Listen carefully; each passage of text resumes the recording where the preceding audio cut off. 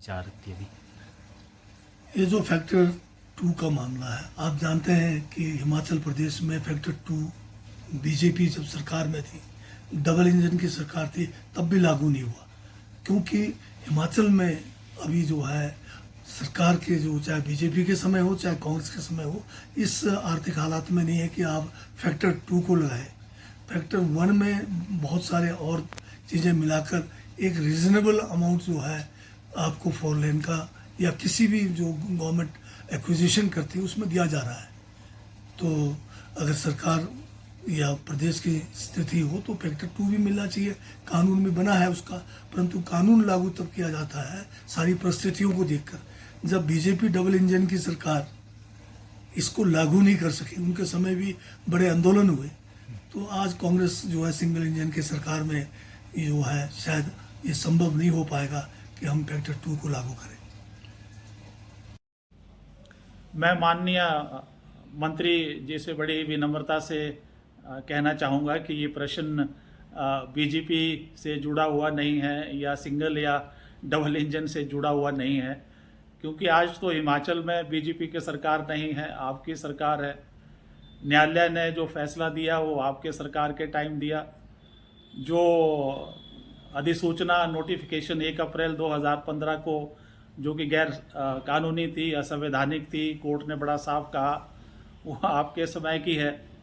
और जहाँ तक आप बार बार आर्थिक स्थिति की बात कर रहे हैं, मैं केवल आपका ध्यान मैं लाना चाहता हूँ कि हिमाचल प्रदेश में तकरीबन 90% प्रोजेक्ट्स, चाहे वो नेशनल हाईवे को लेके हों, 4 लेन को लेके हों, या आने वाले रेलवे के लिए हों, या दूसरे प्रोजेक्ट्स हों जो केंद्र के लिए, उसका पूरा का पूरा 100% पैसा जो है वो केंद्र वहन करेगा और कर रहा है।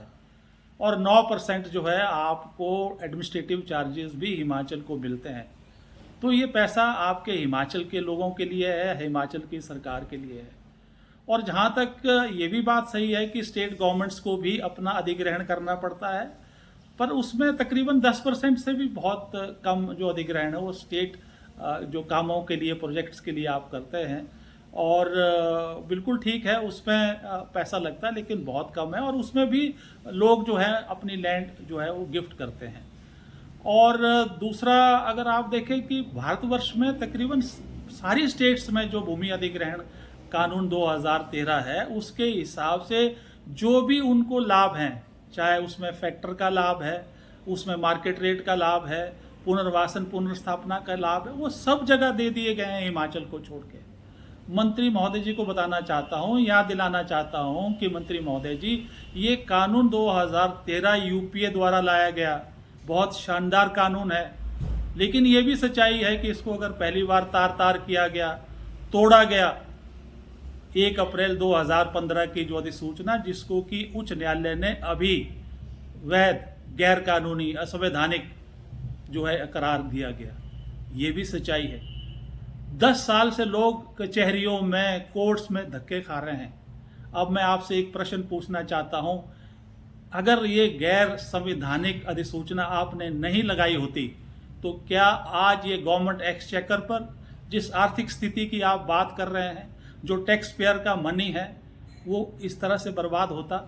इस पैसे का जो लोगों के साथ अन्याय हुआ वो तो हुआ ही हुआ, लेकिन जिस आर्थिक स्थिति का रोना आप रो रहे हैं, तो उसके लिए जिम्मेदार कौन है, ये अपने दिल से पूछिए और इस प्रश्न का भी जवाब दीजिए। आखिर मैं केवल इतना ही गुहार करना चाहता हूं कि आप इसमें बीजेपी के पीछे या डबल इंजन की सरकार के पीछे बात कह के मत चुपिए, बल्कि अपने जो आप लोगों ने अन्याय पिछले 10 साल से लोगों के साथ किया है और आज हाईकोर्ट ने वो पुष्टि की है कि अन्याय हुआ है, उसको मेहरबानी करके ज़मीन पर उतारिए। और मैं आपको हाथ जोड़कर बहुत ही विनम्रता से आपको और माननीय मुख्यमंत्री को और हिमाचल की सरकार के आगे ये बार बार गुहार लगाता हूँ।